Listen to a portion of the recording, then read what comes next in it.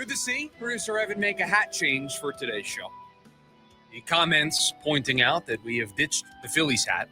Now, was that in direct response to what everybody was saying, or was that the hat that you just picked up today for the show? I tend to match my hats to the outfit that I'm wearing. I have a blue hoodie on today, so I'm wearing a blue hat. My shoes have some blue in them. Depending on what I am wearing, the hat that I choose normally goes with it, but you got some pushback yesterday. Well, yeah, wearing and a Phillies hat. That hat is so nice, though, because it's a black hat with a white Phillies logo. So it goes with everything. Today, I went black hoodie, so I felt like I had more flexibility with the hat. So I went with the maroon ASU hat. Sparky on the front. We'll talk about ASU football here in about 10 minutes or so from now. I do want to talk about the ageless wonder that is Calais Campbell and just how great he has been so far through 2 games for this Cardinals defense. And there's an argument to be made that he is this team's best defender. And I don't think this was a fear among Cardinals fans because they knew Calais Campbell from his previous stint here. They love Calais Campbell for what he meant to this franchise when he was here last. But there does appear to be this trend, and we've seen it, right? AJ Green falls into this bucket. J.J. Watt falls into this bucket. We go a little older. Emmitt Smith falls into this bucket of players towards the tail end of their career picking Arizona as just a nice little semi-retirement spot, right? If we want to go cross-sport, Madison Bumgarner wasn't the best version of Madison Bumgarner when he got here to the Diamondbacks. So there is this kind of, what's the word that I'm looking for here? There is this sort of feeling around Arizona, that connotation is the word that I'm looking for, around Arizona, that's just where you go when you still kind of want to play, you want to get a paycheck. Arizona will pay you. The weather's nice. You can golf all the time. You can kind of take it easy, still make some money, and you don't have to actually retire, right? That's kind of the narrative. Maybe that's a better word surrounding this team. That narrative doesn't exist around Calais Campbell because he has come here, this stage of his career. I don't think there's any argument. It's the back 9. It might be hole 16, 17, 18, but guess what? He's on the back 9. He may be on the back 3.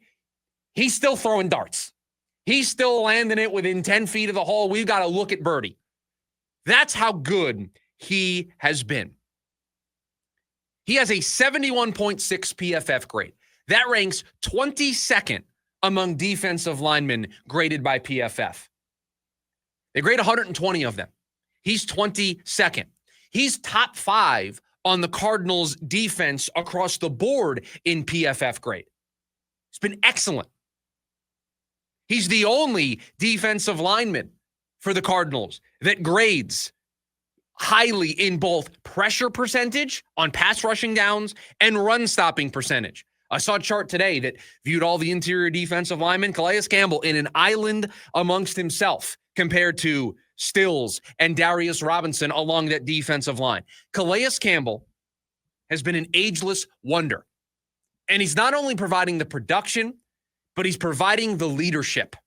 He is providing the leadership for a team that feels like they are trying to, wanting to. So far, they're doing it, taking that next step as a team. 2-0 to start the year, the first time they've done that since 2021. They're atop the division right now, 3-way tie, but they're atop the division right now. They're one of the last, 9 or 10 unbeatens in the National Football League. They are trying to get to a place that they have not been in a very long time. And Calais Campbell provides value to that, not just in terms of the production, but in terms of the leadership. You're getting both. You knew you would get the leadership. You knew you would get the mentorship for Darius Robinson, for Walter Nolan, for the young pieces in the corner room on this defense. You knew that was coming. You knew you were going to get that from Calais Campbell. I don't know if any of us expected him to still be one of the best defensive linemen in the sport. But through 2 weeks, he has been. And not just because he made the final play for the team on defense. He has been great against the run. He has been great at generating pressure. He has been great compared to the other defensive linemen. And I mentioned another defensive lineman there, comparing Calais Campbell to the rest of the group, because I want to have a Darius Robinson conversation here as well. Because for all the good I can say about Calais Campbell. It's the opposite for Darius Robinson. 22nd graded defensive lineman for Calais Campbell. How about 114 out of 120 for Darius Robinson? That chart that I mentioned showing how good Calais Campbell is at rushing the passer and stopping the run, Darius Robinson in the bottom left. Now, if you just looked at the chart, it would say he has a 0% pass rush win rate and a 0% run stop percentage. Is that good? I'm not sure. That's great. Can you check on that for me? Is 0% in both of those numbers what you want out of your defensive lineman?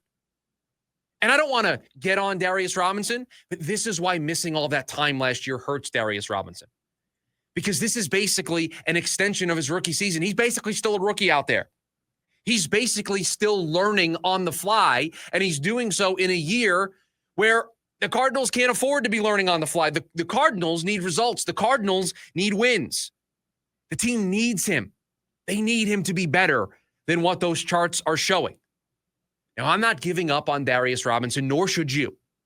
This is not a segment to talk about how great Calais Campbell is, how bad Darius Robinson is, and why you should give up on the youngster.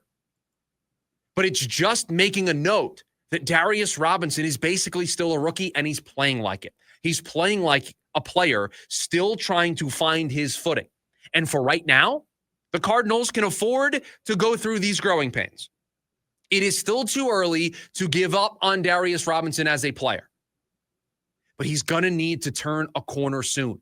He's going to need to be better than what he has been through the first 2 weeks.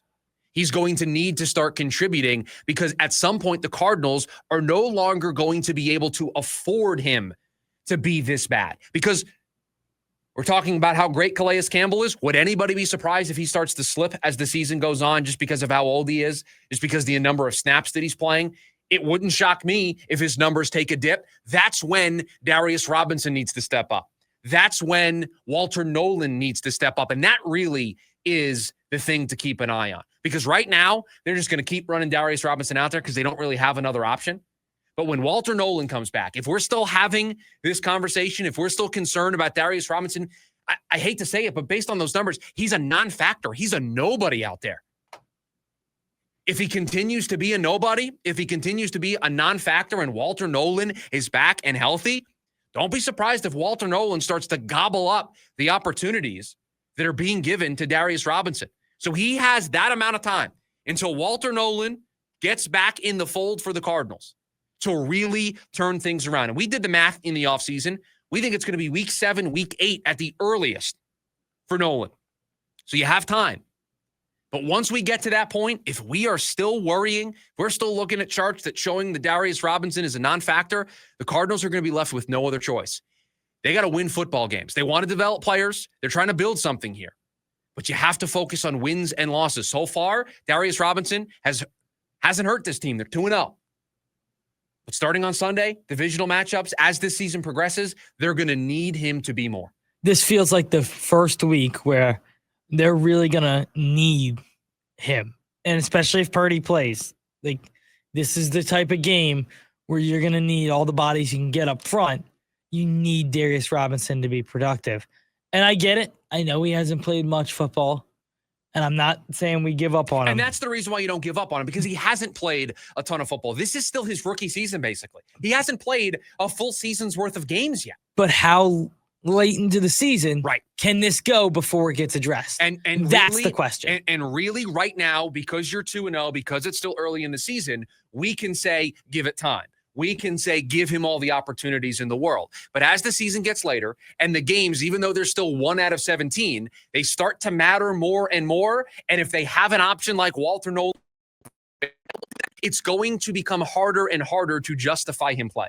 It's going to become harder and harder to run him out there when at the end of the day, fans don't care about the development of Darius Robinson. They care about wins and losses. Right now, you can get away with it. Still early in the season. We still believe in Darius Robinson. And again, Walter Nolan's not sitting there on the sidelines ready to go.